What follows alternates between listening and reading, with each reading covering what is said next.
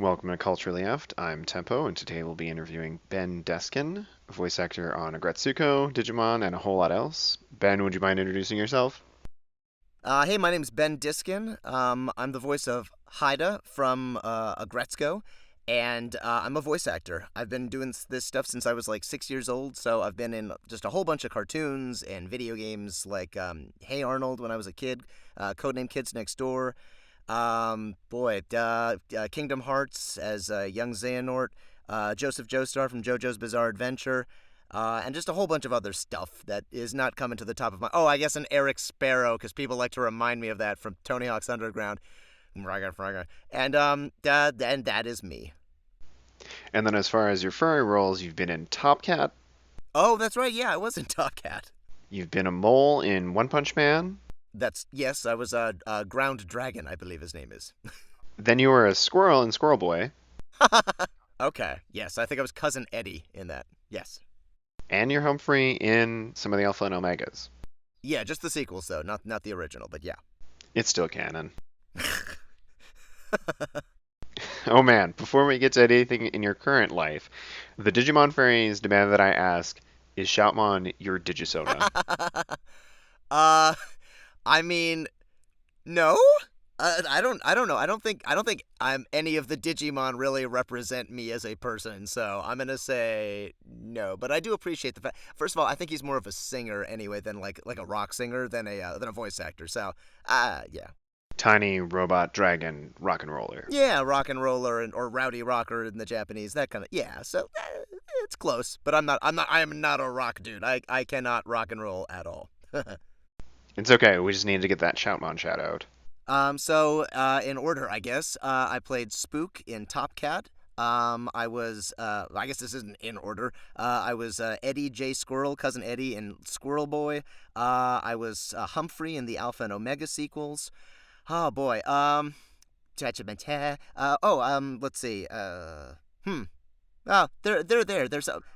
Oh yeah, thank you. I was Ground Dragon in One Punch Man. Oh boy, and I think that's kind of it. Oh, and of course, there's Haida from Aggretsuko. That's the thing I'm doing right now. And I was also Shoutmon in Digimon Fusion. Oh, and Cutemon too. I was actually a bunch of little Digimon here and there, but yeah, I did that too. So when you voice animal characters, is there anything you do to get in the right headspace? Do you watch nature documentaries?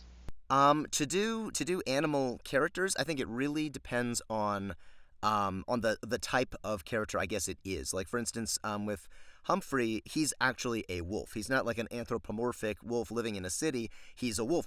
So there's that kind of approach where you have to think, well, yeah, how would an animal approach these sorts of situations? But at the same time, that character, especially specifically Humphrey, isn't really played like a wolf. He's played like kind of like an awkward like goober, and their society is only kind of loosely based on actual wolf society. So there's not really a lot of preparation unless you're playing an animal where it's like, okay, we need creature noises, like, okay, you're a squirrel, give me a squirrel voice, and then you go, okay, well, I don't know what that would sound like, so okay, there's probably going to be a lot of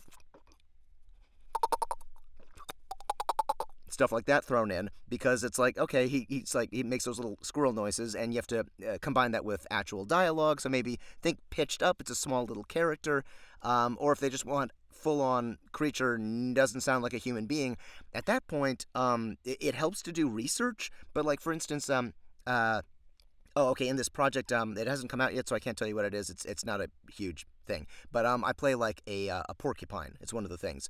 So they found references of actual sounds that porcupines make, and it it doesn't really sound like what you'd think. It sounds almost like a baby crying. It's like a weird little sound, and like I don't think most people, unless they're really familiar with porcupine noises, would recognize that. So in the show, I think it's gonna kind of look kind of weird. I'd rather just do like a little like sound that people can just kind of go, okay, yeah, porcupine, whatever.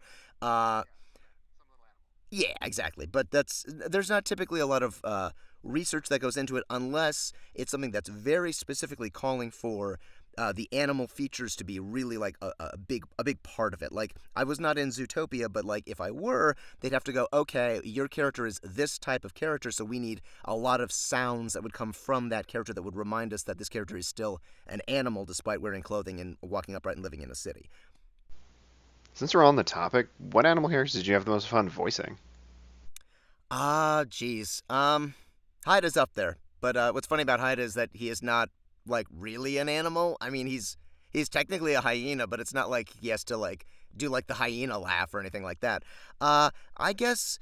In terms of like animals I've voiced, see, the problem is I haven't none of the ones I've really voiced really feel like animals. It feels more like they're people, and they just kind of have animal features, and that's really sort of it. So it's hard for me to pick like one. But okay, all right. This is one from a show. It's called like Magi. It's an anime, and I play like this wolf genie type character. And they just kind of let me do both versions of him. His name is Valifor, and so he has like this like, "Hey, it's me, and I'm just a regular guy." When he has like this like cartoony, cute version of himself, and then this deep, powerful, booming voice for like when he turns into this giant wolf version of himself. So I had fun doing that. I like getting to play like different sounds combined together. Cool. So you'll be ready for season 2 when you have to do death metal growls. Oh God. Uh, I hope it doesn't sound like crap if they make me do it. I mean, like he's a bassist, so hopefully he doesn't have to sing. That's my big crossing your fingers thing. Well, he plays bass guitar, so maybe he'll be safe. So you mentioned on Twitter that Zootopia is your favorite film. So why is that? Oh, Zootopia is my favorite film because I have like a huge nerd boner for good writing and good characters.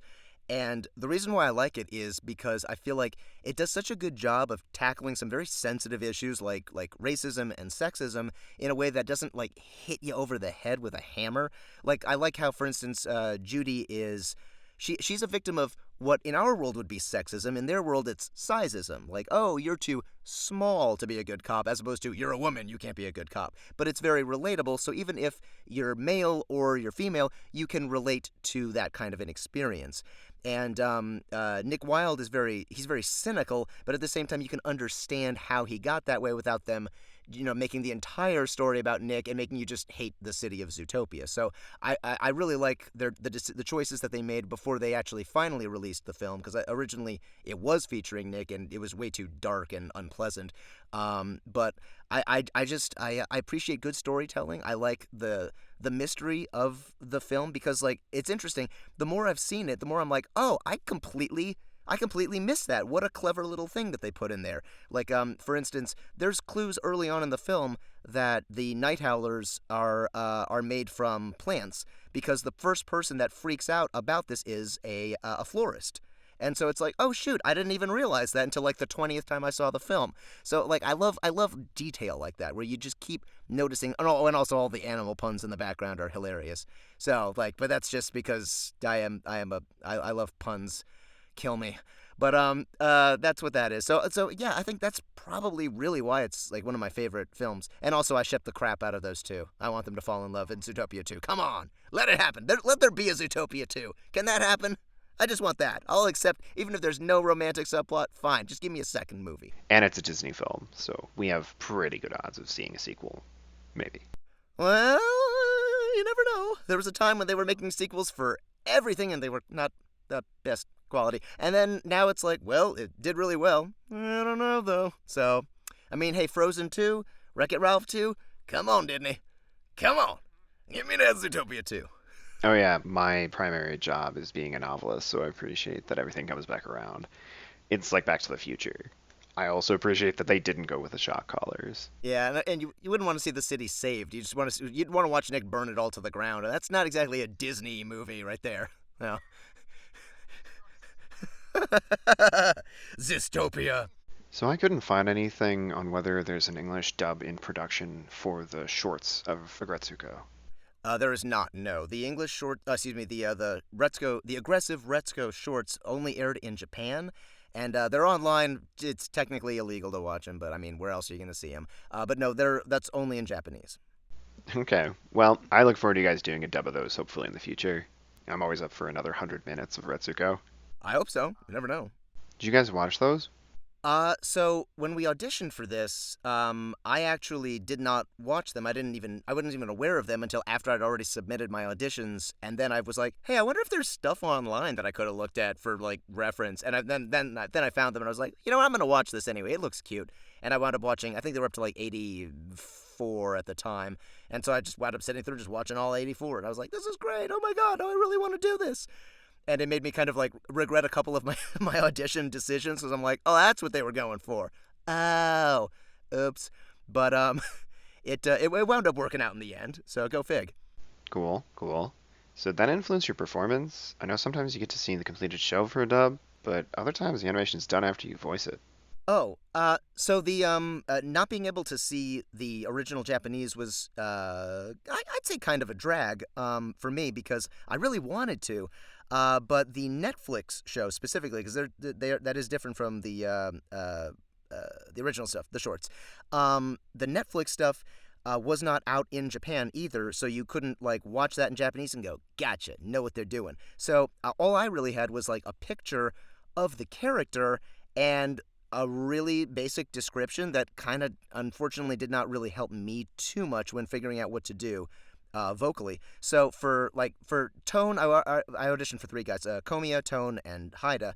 And I was like, oh, Tone, okay, he's a pig and he's fat and he's gross and he's mean. So I did like a fat, mean, gross. And Komiya, I'm like, oh, he's a suck up. So I did like kind of like a kissy ass voice.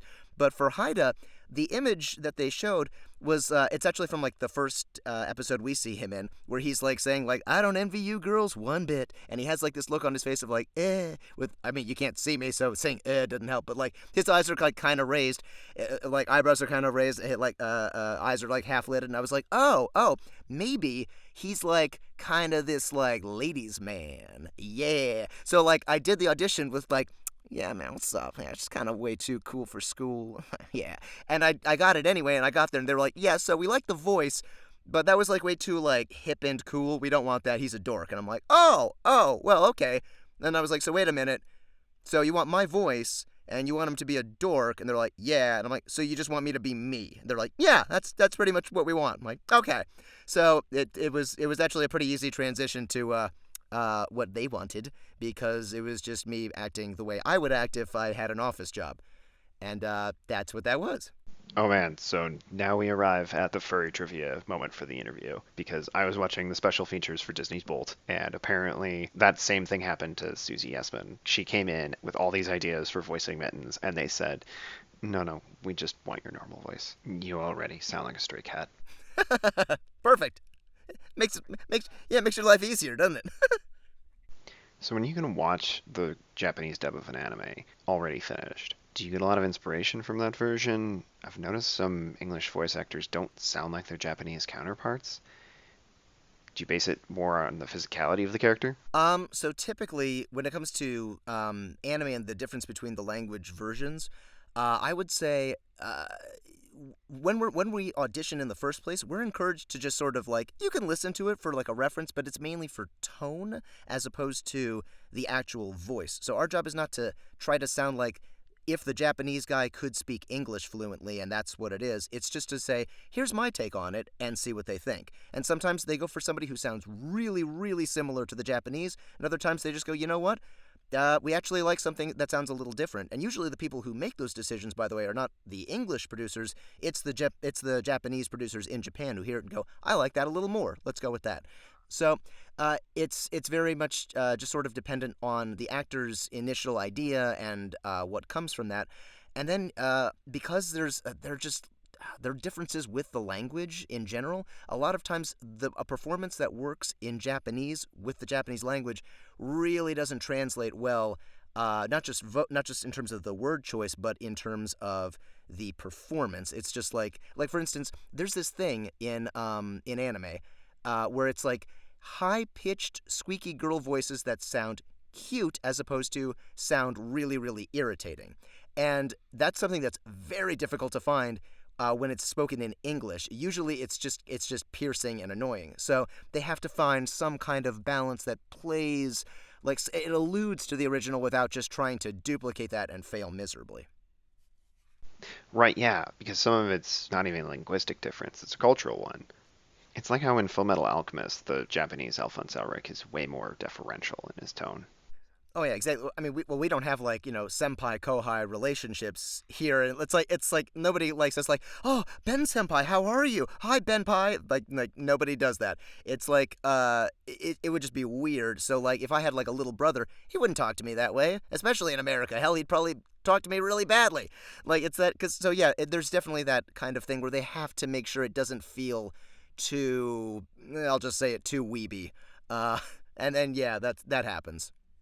So Haida's not the main character. He doesn't get constant screen time, but at the same time we get hints of his inner life. He has cool leather jackets and he has a bass guitar and he might be kind of a geek, but he's still got stuff going. Did the writers give you like a psychological profile of Haida going in? So, I didn't because like I didn't get to see this show before we recorded it. I had no idea about that until that episode was being dubbed, and I'm like, wait a minute, hold up. He plays guitar. He's got like kind of like a typical messy dude room, and he's got like a leather jacket. Wait, is this guy cool? Wait a minute. Oh, son of a bitch! I've been playing him like a straight up nerd this whole time who fixes computers. So, but my opinion is just simply you can be both. Like, you know what I mean? Like, it's totally, like, in much the way that Retsuko is both. Like, she's this very demure, quiet, like subservient person. And then in private, she's, like, this hardcore, like, metal screamer. So it's like, I don't know. I mean, I feel like almost it's better that I did not know so that I could not try to make him sound too cool for school while he's being a nerd. You know what I mean? Like I'd rather he basically just be a nerd who's like secretly kind of a cool dude than a cool dude who's kind of a nerd. He's like, "Does these cool clothes make me cool yet? Will people like me?" Like I don't know. He doesn't even realize.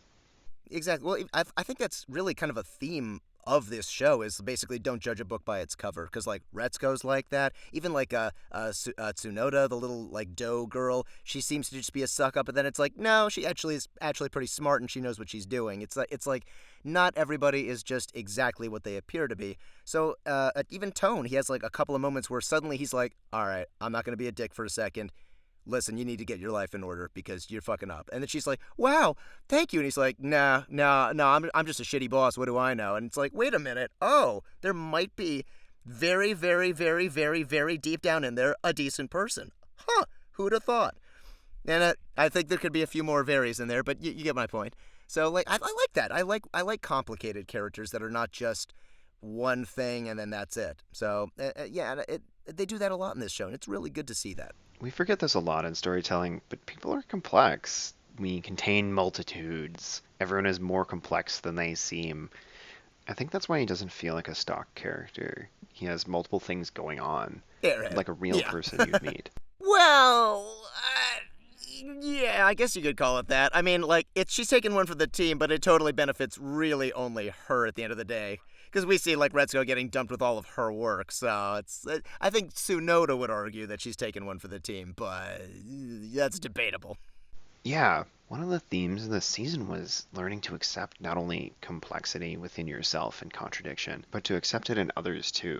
Retsuko thinks Tsunoda is this vapid, sycophantic deer.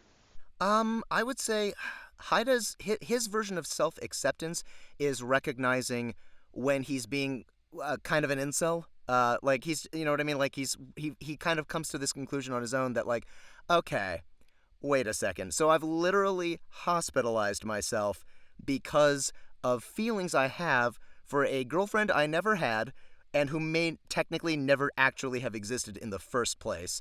This is pretty fucking stupid. And so like that's really his growth is realizing his own immaturity before it actually becomes a defining trait of his and he just becomes that, you know what I mean, like that quote nice guy who's like, oh, I'm such a nice guy, you won't date me, well fuck you bitch, screw you, like, you know what I mean, like he doesn't go down that path. And that's something I really appreciated because as we were recording it I was going uh-oh oh no, yeah, and it did not happen, so thankfully. But yeah, I'd say that's really his growth is just recognizing his own flaws and how it's wrong to assume stuff of other people like that. And then she learns that Tsunoda is taking one for the team. Yeah, and I like the fact that they do that. Yeah, right? So, what's Haida's journey in that regard? How's he learning to accept himself and others? I would say Aggretsuko, as a show. I mean, it is TV-14 for a reason. It's not I love it because it, like its characters, looks a certain way on one hand, but is actually something else. Like, it looks like a cutesy wootsy Hello Kitty type show. I mean, it is by Sanrio after all, but it's not. It's actually more like, hey, here's some fairly realistic points thrown in with all this kind of like silly goofball comedy with adorable characters. And I just appreciate the fact that, and especially coming from a company like Sanrio, I would not have expected this from Hello Kitty. But they really decided to say, let's focus on real issues that real people deal with, granted in an adorable and entertaining way. But let's keep the message on point. So, like, for instance, when Retsuko is dealing with sexism from her boss, like, it's okay, it's done in a very cartoony kind of like, "God, I hate women so damn much," that kind of thing. But like, that's not it's an exaggeration, but that's definitely a real thing that real women do deal with in the workplace, of like, the older generation that does not want to acknowledge them and say like, yeah, no, you're equal to me. Like, they're still kind of in the old, like, a woman should stay at home and be a wife kind of thing. And especially because it takes place in Japan, which is still very largely patriarchal. It's like, yeah, that's, especially in Japan, this is definitely something that young women have to deal with, even more so than it is in America. Right, right. And I really liked in that last episode where he says he doesn't know Retsuko, but he wants to. I think that's something really important to recognize as each of us becomes someone who's emotionally prepared for a relationship. He's saying, "Hey, Retsuko, I like what I'm seeing thus far, but I may be extrapolating, so yeah. But let's get to know each other and figure out what all is going on." And so it becomes this really thoughtful take. And we're living in an age where adults watch cartoons, and even by the standards of modern animation, I found that really refreshing. That's a really nuanced and mature takeaway. But certain characters are half the height of other characters, and even just being short can make people dismiss you. And people can't do that to Haida because he's too tall in this office of mostly short ladies. One complaint I've seen crop up a few places is, oh, everybody loves Haida because Haida's the only guy, so automatically all these male viewers relate to him and focus all of their attention on his problems and his experiences, and not this broad range of female characters Aggretsuko has. And I don't really buy into that fully, though I see where they're coming from, because I think Haida is actually a pretty good role model for guys in terms of being hesitant and introspective. And maybe I see less of this in anime than in Western media, but from the male characters we're presented with, guys are expected from a really early age to be just supremely confident. And any hesitation is a weakness. And I think it's really encouraging to see male characters who don't just come swaggering in, dripping with bravado, portrayed as sympathetic. Meanwhile, characters like Ton, who are pushy and toxic, are shown to not be a very likable person. So, how do you feel about Haida as the avatar of the modern gentleman? Because from what I've seen, people ship him and Retsuko not because they're the two most beautiful characters in the show, since they're Sanrio cartoon animals, but because of their compatible personalities. And because he's vulnerable and relatable, and he actually likes her. He has a crush on her from the moment we meet him. So, what aspects of Haida do you find are a little more modern and enlightened and sensitive compared to roles you've voiced or characters you've seen in media? I would say what really helps out Haida stand out from the crowd is pretty much the fact that he has kind of a progressive attitude towards a lot of things, and it's not viewed as a weakness, like you were saying. I don't. Uh, I mean, for instance, most anime guys, especially in like a show where they're in love with somebody, it's like, for instance, a harem anime. Like, that to me is like, okay, the guy is basically completely uninteresting, and for some reason these women fall all over him, and it's like, it makes no damn sense to me. And but like, that's, I guess, the joke is like, it's like, why are they into him? Who the hell knows? Go watch more Tenchi Muyo. It's that kind of thing. So, I mean, what I like about Haida is that it's more realistic in the sense that, like, he's a really nice guy. He's interested in this girl, and she does not, like, even know he exists in terms of, like, boyfriend material. And I'm like, oh my god, I've fucking been there. I know exactly what that's like. So, I mean, I would say, uh, it's better to see a character who is flawed and recognizes those flaws than it is to see somebody who's just perfect right out of the gate. It's one of the reasons why, for instance, Retsuko is the main character. She's not washimi. She's not gory. She doesn't have, like, her life together. She's learning all this stuff, and as a result, like, young women watching the show can learn through her.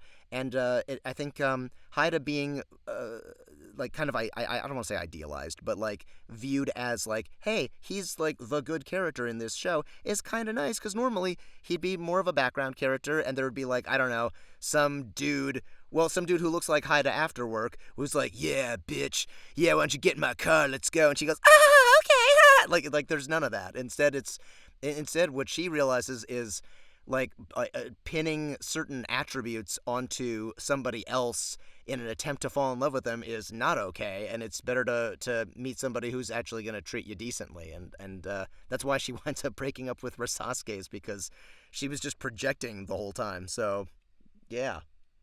I hope that answered that question. One thing I like about shows like Aggretsuko and My Little Pony is if you can get guys watching shows about women, it gets easier for them to have insights into, okay, the female experience isn't exactly like mine. How do you think Aggretsuko helps men, especially young men, understand the problems women face? I would say Aggretsuko helps young guys understand women better because Retsuko herself, male or female, is very relatable. Like, a lot of her issues really aren't centered around gender, although that is part of it. And so when something that is like gender based, like it's based on the fact that she is a woman in a male dominated environment, when that comes up, it's kind of like taking like a little bit of medicine and putting it inside of a dog treat. You know what I mean? The dog eats the treat and he also gets the medicine. It's kind of like that too. It's like, oh, I relate to Retsuko in this way, and this way, even though I'm male, and then oh, is that? Oh, huh. Oh, I guess that's something that women have to deal with. Like, I mean, for instance, I'm not going to go into details because I do not want to offend anybody and get somebody in trouble, but a female friend of mine right now is dealing with somebody who has boundary issues.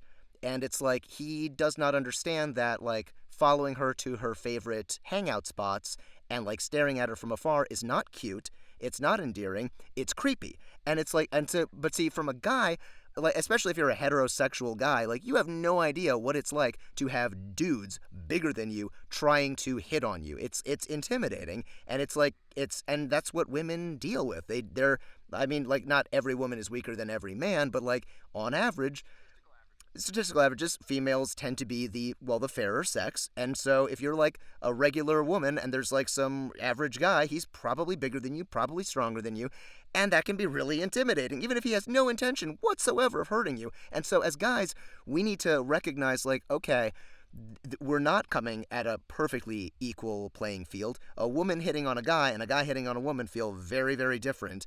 And so it's important to kind of check yourself and think, how does this really look? How is my behavior actually acceptable, or does it just not bother me because I've never been on the receiving end of it? Definitely. I've had to explain to female friends how happy I am to go walk with them, because if I am walking alone and end up, say, 2 or 3 meters behind some gal, it'll freak her out. But if I'm walking beside a female friend, then it's just, oh, well, whatever.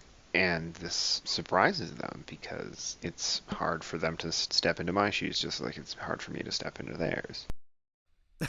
Yeah, no, I make like actual conscientious choices to go, I think I've been following this woman for like a block. I mean, I'm just going in the same direction, but you know what? I'm going to pull over and pretend to check on my phone so that she can get further ahead and not think that there's some dude like following her the whole time, because because I'm, and it's stuff like this, like Aggretsuko, that makes me more aware of, like, that's what women deal with. You wouldn't want to make somebody feel that way, so maybe put a little effort into just, watching how you come across.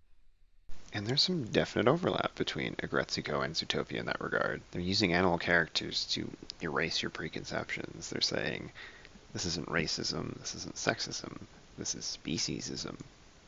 And I don't think it's a coincidence that those two works arose in the last few years. How do you see those two works relating to one another? I'm asking because I know you're a Zootopia otaku. Well, I mean, I would say, how they relate to each other. I mean, besides the fact that they both obviously feature anthropomorphic animals, but I mean, especially in Zootopia, that's where they're really trying to put forth that message, not even of sexism, but of just of racism is really more the focus on that film. And I like the fact that, like, for instance, Nick Wilde, as an example, he is not a direct one-to-one comparison for, say, an African-American person, or one-to-one for, like, say, a Latinx person. It's not like that. It's like, hey, no. It's a different world, and it allows people to kind of leave their preconceptions at the door, and hopefully, when they come out of it, go, huh, I wonder if I'm treating black people badly. Like, you know what I mean? Like how kind of how Judy Hopps sees him going into a store and she's like, I assume he's up to no good because he's a fox. It's like, huh, I wonder if that's what police do and they, racially profile people. Huh, maybe that's it. And it's that nice kind of like, it doesn't beat you over the head with it, but it still gets that point across to kind of go, hey, this is what it's like if you're a person of color. So even if you're white, you can understand what that's like. And I like that kind of stuff. I think the more you can make that commonplace to the point where hopefully a movie like Zootopia is not needed anymore. That's kind of like the idealized world. But in the meantime, there's a lot of things. I won't get into politics, but there's political stuff that has kind of cranked up the racial dialogue in this country. And so I think it's kind of like the funny thing is when this movie first came out, I think this was like in mid 2016. Things weren't quite so bad, and some of the criticism was like, God, like racism really isn't a big thing in this country. Why did they make this movie? And then things got really bad, and then it's like, oh, okay, maybe it's actually kind of necessary. So, yeah, I like, good thing this movie came out. Maybe make some more. Works like Aggretsuko and Zootopia are cultural tools, like all stories are to some degree or another. Cultures make tools to meet specific needs. And the advantage of Furry in all of this is that it reshuffles the deck. You and I don't have a stake in an invented furry society, so we can look at it from the outside.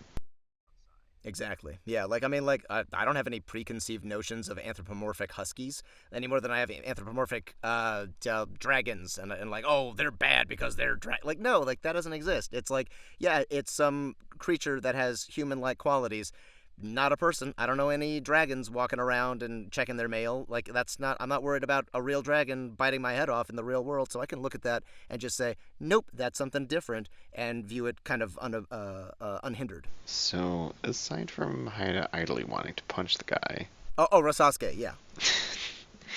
The show doesn't really condemn Rosasuke for being a terrible boyfriend.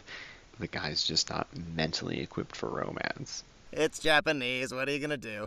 And that's often how interpersonal problems play out as adults. The show's all about, I am stuck here in this office with you. I have to cobble together some kind of working relationship. Yeah, well, it's like, I think Rosasuke is like he's not a bad guy. And I like the fact that they didn't just put her with like an abusive boyfriend to just hammer something home. Rosasuke is basically just a blank canvas. Like he's not just a space cadet, he is a potted plant. He's not good, he's not bad, he just sort of exists.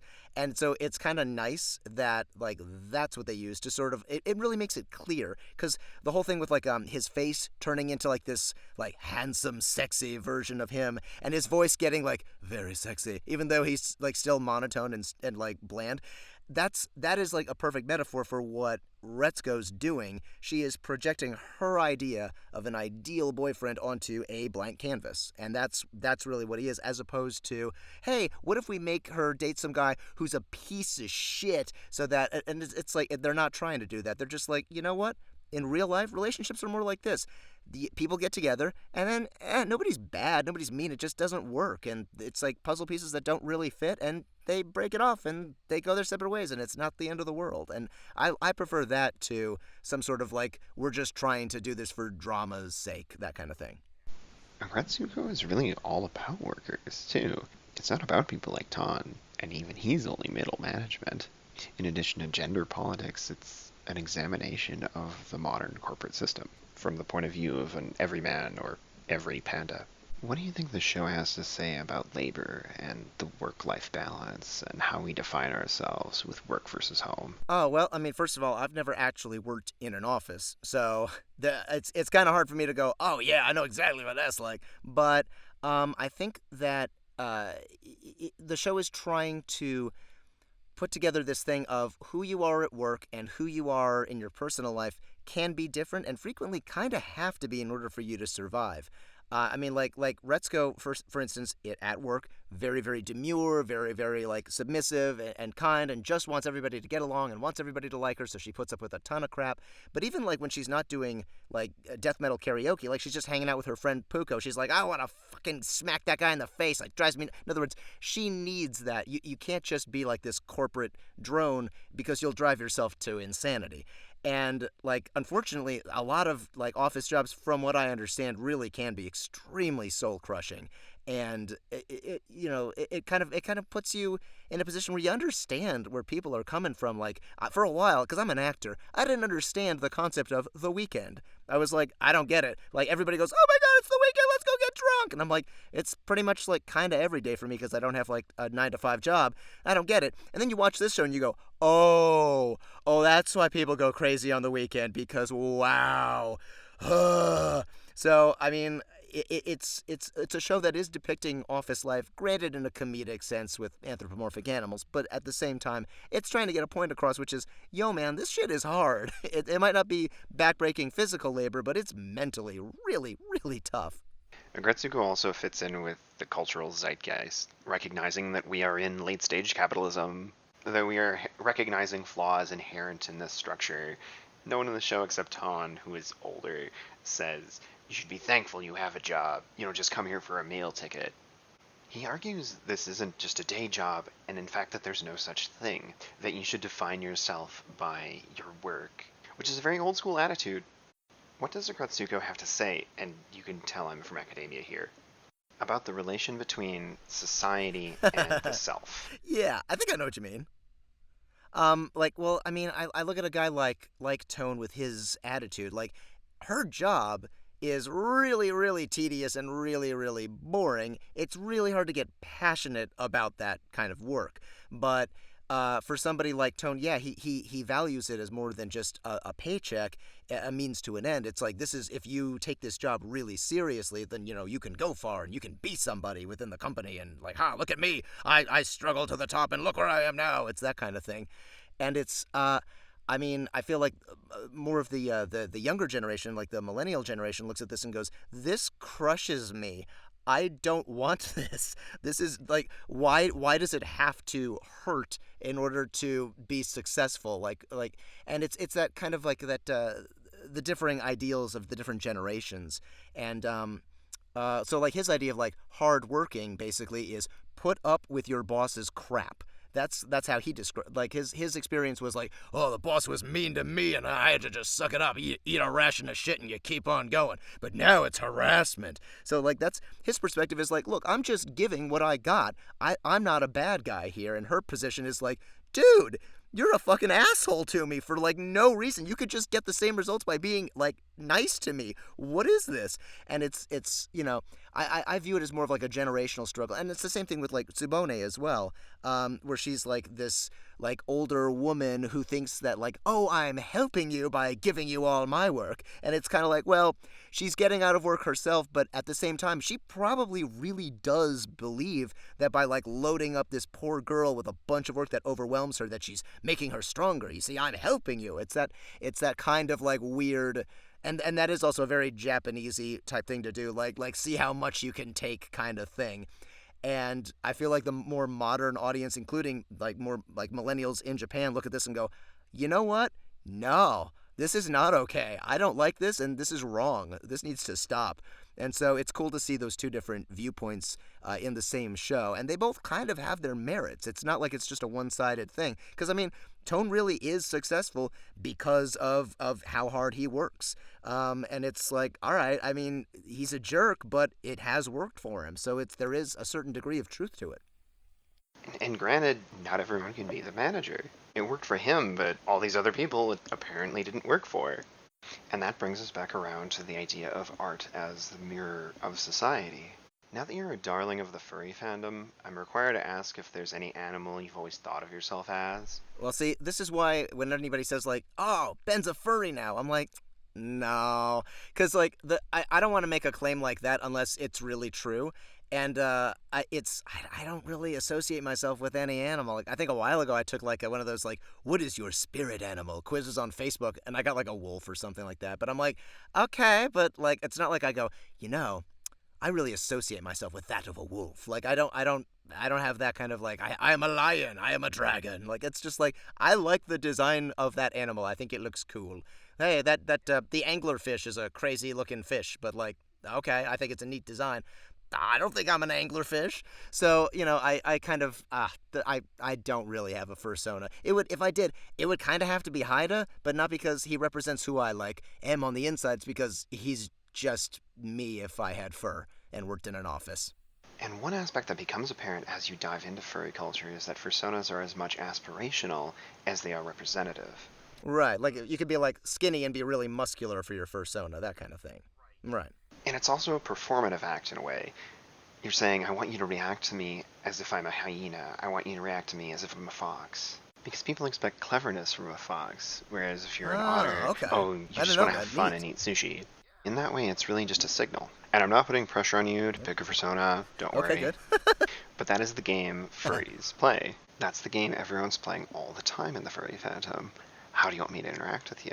Which is why a lot of people who are otherwise kind of socially awkward enjoy it. Oh, okay. No judgment. That's all right. Right. And it's an avenue for people to gain those skills. It's reminiscent of, say, high school theater productions. You have a way to take risks with how you're acting, how you're moving and talking, without assuming the full consequences. Ah, I see. So it's kind of like, oh, no, he's just sort of, quote, in character. But it's like, oh, he's acting like kind of shifty or kind of clever, but it's because he's a fox. Or he's acting kind of punk and kind of counterculture because he's a hyena. It's like, in other words, and you can take those risks without them going, man, you're weird. And you go, no, it's kind of my character. It's kind of my thing. That's why I'm this. It's in other words, it's some of the risk, but not as much culturally. Is that kind of what you mean? Okay, cool. Well, and culture more broadly has some of these species archetypes built in. Judy Hopps is nervous and excitable because she's a bunny. Nick Wilde is a cynical con man. So that's what people mean when they ask, what is your fursona? They're asking, how should I interact with you? Yeah, they're probably not trying to pressure you. They might be trying to get references to draw fan art. So what furry shows did you watch growing up? Oh, I mean, well, pretty much like everything that like Tiny Toon Adventures, Animaniacs, like all of that stuff. So furry stuff has just been a part of my childhood because I watched a lot of cartoons, SWAT Cats, any of the Looney Tunes stuff, of course.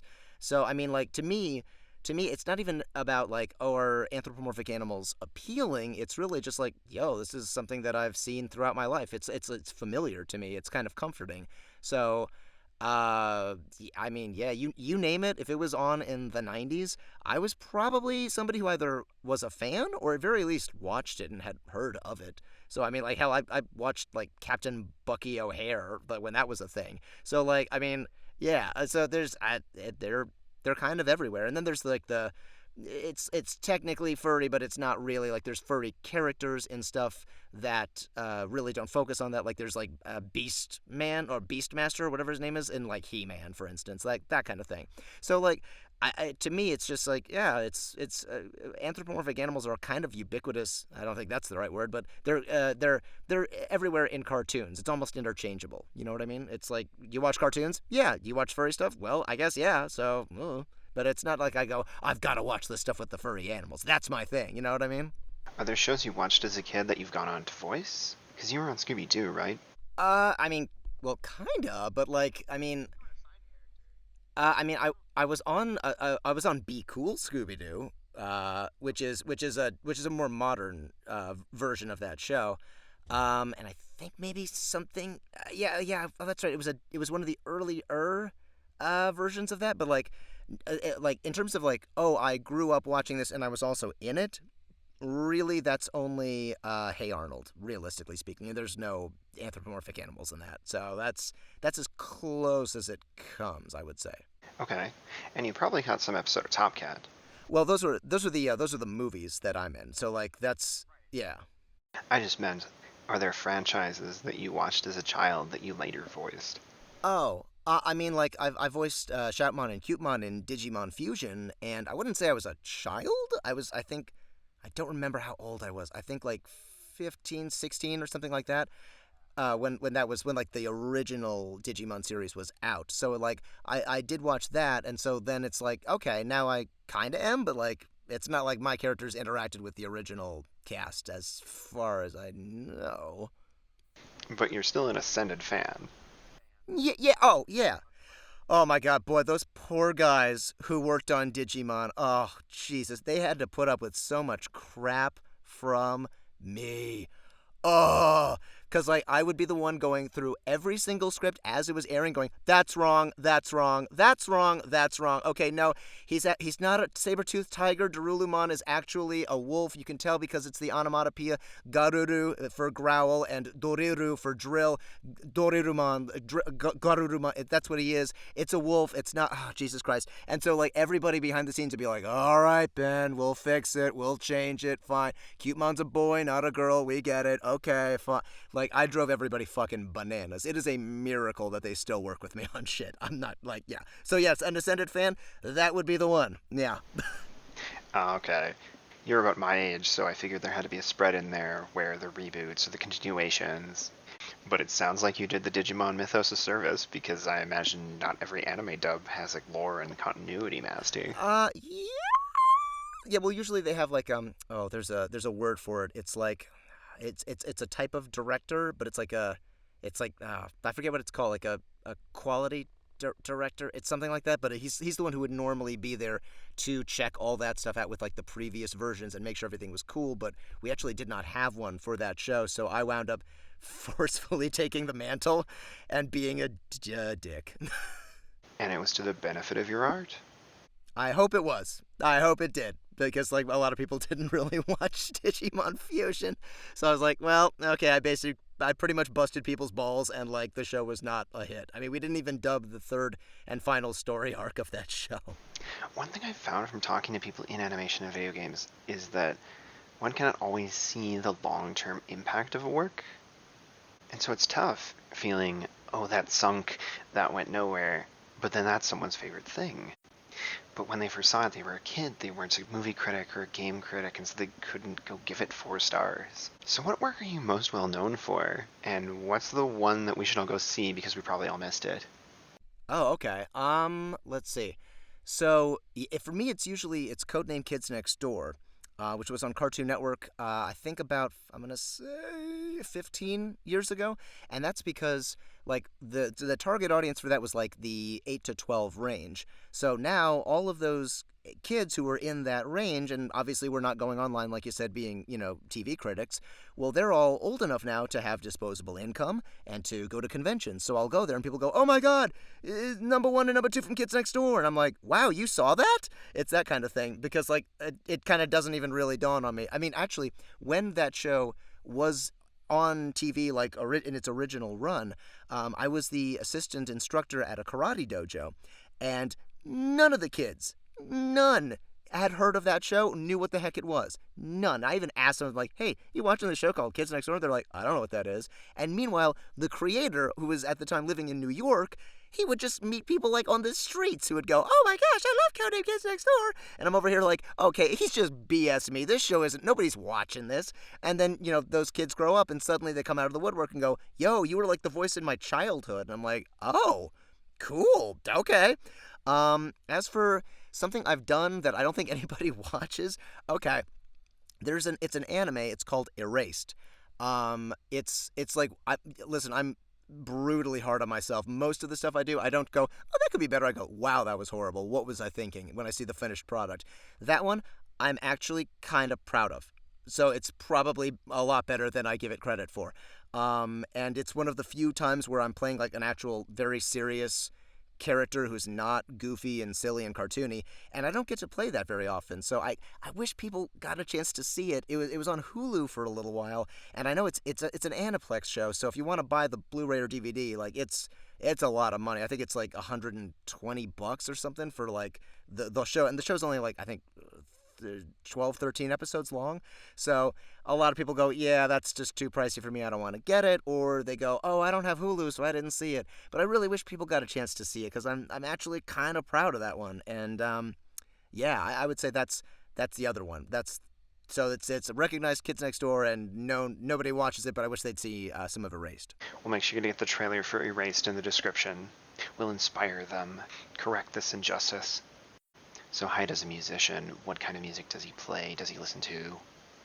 Oh, I mean, I would say my instinct says punk. That's where I go. But I mean, if they actually put that in there with plans for if there's a season 2, putting him in a metal band with Retzko, I would assume metal as well.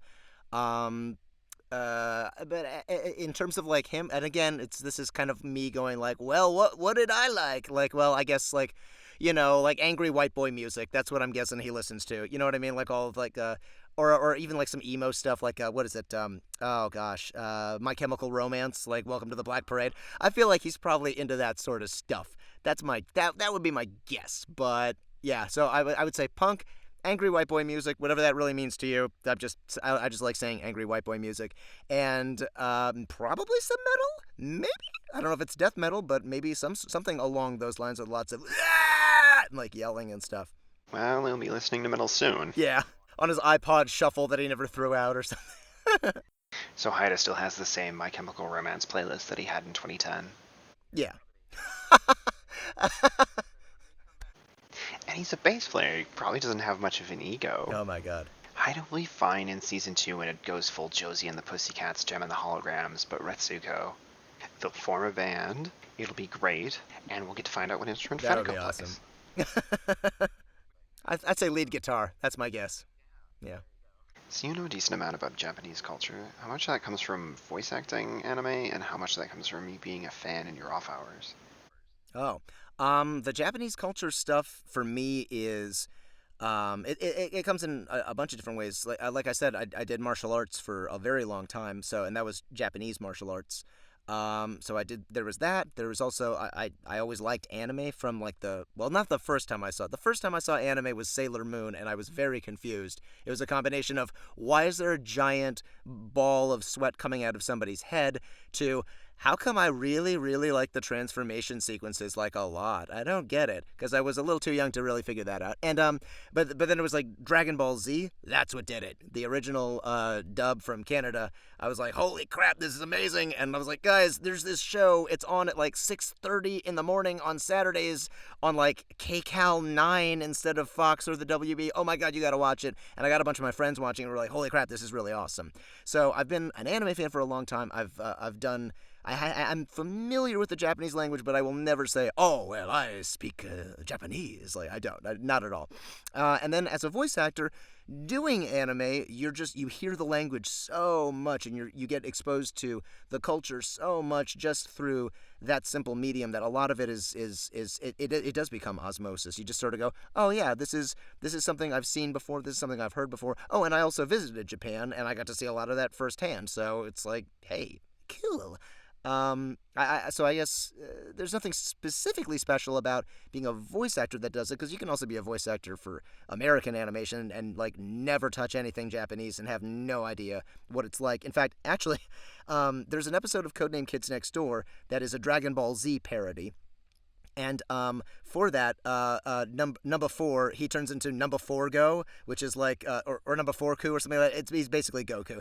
And so I had to try to explain to D what the power up yell sounds like, as opposed to just yelling. So it's like that. It has to be like, ah, and it was kind of like, oh, okay. It still basically just sort of sounded like a loud yell, but it's all right. It's like, because when you just do American stuff, you don't really know what happens in other cultures and what to expect from that. Like, I don't know anything about Persian culture, for instance. No clue. But that's because I don't do any Persian animation. I don't study the culture. I don't really know much of anything about it. But Japanese stuff is kind of everywhere. It keeps gaining in popularity. So I think after a while, a lot of people in America will just be very familiar with Japanese mentality and Japanese culture just through a lot of stuff like this, through manga, through anime, etc. And something like the power-up yell is the audio equivalent of the sweat drop. It's a stylization. It's a way of saying, let me show you how I feel really quickly. We have those same kinds of shortcuts in Western animation too. I'm sure someone in Japan right now is really confused every time we have a cartoon character zip out and that smoky outline of them stays on screen for a second. To take this back to Digimon, a few years ago I was guest of honor at a FurryCon in Brazil, and we were hanging out making anime references because there were a bunch of furries, and someone got handed a pizzeria flyer on the street that had a really blatant ripoff of that bird Digimon from season 1 and 2, the one with the belt on his head. Hawkmon. And it was totally Hawkmon. They had just gone in and MS Paint palette swapped it. Digital age, baby. Everything's connected. Yep. So everybody was calling it Pizzamon. That instantly became the Pizzamon Pizzeria. Doesn't everyone know about Pizzamon? But the age we're living in means we can access that cultural information. Yeah, just like we don't understand the sweat drop and Japanese people don't understand a character getting hit so hard that their teeth go tumbling out and then in the next scene they're all back. Granted, that's an artistic literacy skill, but there are cultural equivalents to those cues that allow us, by examining another culture, to become more aware of our own. And in the case of Aggretsuko, I find that by studying Japanese corporate culture, we can say, wow, that looks like my experience. Or maybe that doesn't look like mine, or I wasn't even aware that there are alternatives to how we run our culture, for better or worse. So what are your thoughts on anime as promoting world peace? Well, I mean, what I'll say is I don't know if it's necessarily anime that promotes cultural awareness, but it's just the internet. It's the fact that people can talk to people from other countries instantly. I mean, even just looking at, like, say, the furry scene, before the internet, that was probably really hard to do. Like, there was probably not a bunch of, like, conventions all over the place because you would be like, wait, I think I'm the only person who's like this, and then it turns out you go, oh shit, there's like tons of people, and we all know each other because we all found each other on the internet. And so I think that just being able to talk with people from different cultures, people with different religious backgrounds and ideals, ultimately, I mean, yes, of course it does breed conflict because, I mean, hey, that's kind of human nature, but at the same time, it can, if used properly, breed understanding, and I prefer to be on the side of understanding when I can. And that definitely syncs up with how furry cons developed. They had cons in the 90s, but they were tiny compared to today. I mean, dude, even I've heard of, like, Midwest Fur Fest, and I don't even, like, you know what I mean? Like, I'm like, oh, yeah, I've heard of that. I've never been, but, yeah, I know that's a thing. It's like, it becomes much more, like, in people's peripheral, I guess. It's like, it's less that weird thing and more like, oh, yeah, no, actually, I know somebody who's into that, as opposed, you know what I mean? And that, whenever you have that in the world, regardless of what it is, I think it just humanizes everything. Like, I remember before I had friends, for instance, who were gay or transsexual or just into stuff that I didn't understand, I had very harsh preconceived notions of that. And those have really fallen away because I'm like, oh, actually, you're a regular person. This is just something that you have that's different from me, and it's not a big deal. And that's become more of my mentality now as I'm older and I'm seeing more of, like, the typical side. Like, this whole time, like, I have not been speaking to you and gone, oh man, I'm talking to one of those weirdo freaks who gets in a costume and yiffs. Like, you know what I mean? Like, that's not how I feel. It's just like, no, I'm just talking to a dude, and it's fine, and it's a normal conversation. And I just appreciate anything that normalizes stuff that really should be normalized, that really isn't that big of a deal. Definitely. And I think the interconnectivity of our age has shifted how we define ourselves. We're now of many tribes simultaneously. It used to be, I am from this town. I define myself as being not our rivals across the river. I am a Cubs fan. But now I see people more and more defining themselves by their interest inclinations. And I think it's a lot healthier. Oh, it definitely is. So instead of saying, oh, those furries are weirdos, I'm saying, my friend Kelly is into that, and so they're not all bad. I know her from this other interest we share. Oh yeah, I mean, well, geez, like in my industry alone, like there are storyboard artists, there are actors, there are animators who are furry, and it's like it's not like they're like some other world. It's like no, you're in the same profession as me. So I go, oh, I guess it's really not that weird. It's just like this is a thing that they're into, and it's who cares? It's like that's your thing, great, as long as you're not. I mean, the only time I would ever see somebody like let's say somebody who's gay as being bad because of the gayness would be like if they thrust said homosexuality in your face and you don't like it, and at that point it's not a gay thing, that's a person being a prick. That's just, that has nothing to do with it. So it's like the more you normalize this sort of stuff, the more you realize, hey, we're all just people, can't we all just get along? And suddenly it's like it's not as dramatic as it has been in the past. I mean, oh, do you remember that fucking I think it was like an MTV documentary on furries from like a while ago. Did you ever see that thing? I think so. One of those Sex 2K True Life shot Yeah, pieces. that thing. I even watching that when that came out, I remember looking at that going, I don't think that's right. This just seems like it's just trying to like scare people into watching it and going like, do you want your child to become a furry scum? No, not my baby. Like that's, and I was like, this is just weird. And now I feel like as people get to know more and more things, and as the community stops being so kind of insular and just becomes more commonplace, then that stuff, it loses its power over people. They just kind of go, yeah, but I actually know somebody who's furry who does not have sex with other people in fursuits, and in fact told me that if they did that, they would kill themselves because their fursuit costs like $4,000, and they don't want to get a bunch of seminal fluid all over it. That's disgusting. And I'm like, oh, yeah, so I guess it's really just more of a very small minority that they focused on for this one thing to scare people. Oh, And that okay. let's all get along attitude does show up in Aggretsuko. Aggretsuko was told by society, if you're a hard worker, you will succeed at your job. And Haida was told, if you're a decent guy, the girl you like will notice you. And both of those leave out the complexities of the real world. Could we get your take on those? Sure. I would say in Aggretsuko, all of these different features, they kind of come into play to show that life is more complicated than people give it credit for. It's not, you know what I mean? Like, people are not exactly what they appear to be on the outside, as one thing. And also, it's like, you can't, life is not formulaic. Like what Haida goes through basically is what a lot of nice guys go through, which is, well, I grew up and my mommy told me that I was just the most handsomest boy in the world and I'd be beating women off of me with a stick because I'm just so great and I'm such a nice guy. How come I can't get a date? And then she goes out with some dude who treats her like shit, and he's her boyfriend, and I'm just the guy whose shoulder she cries on. Why won't she go out with me? What about me? I'm so great. And it's like, well, no, it's more complicated than that. Maybe she's with that guy because, for instance, he puts forward an image of self-reliance, and he does not seem like somebody who needs a girlfriend to feel complete, and you do. You come across as needy as hell, and that's why she's not interested in you and doesn't see you in that light. So it's like it's more complicated than what we usually like to give things credit for, because we all see things from our own perspective and have a lot of difficulty stepping out of that and going, well, what do I look like to this person? Why do they view me this way? And what can I do if I want to change that? How do I change that? Or am I better off just accepting things the way they are and moving on with my life?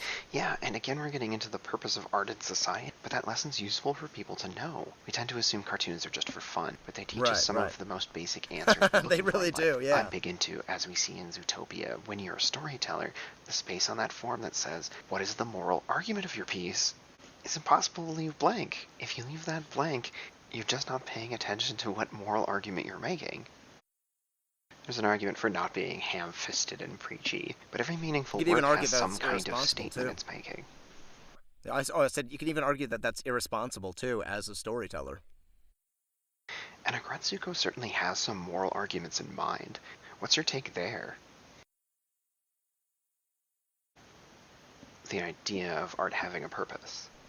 I mean, it's hard to speak as an actor because although I'm technically a creative type as far as the project is concerned, my input is actually very, very minimal. I'm mostly there to do whatever the people who are creating it want from me.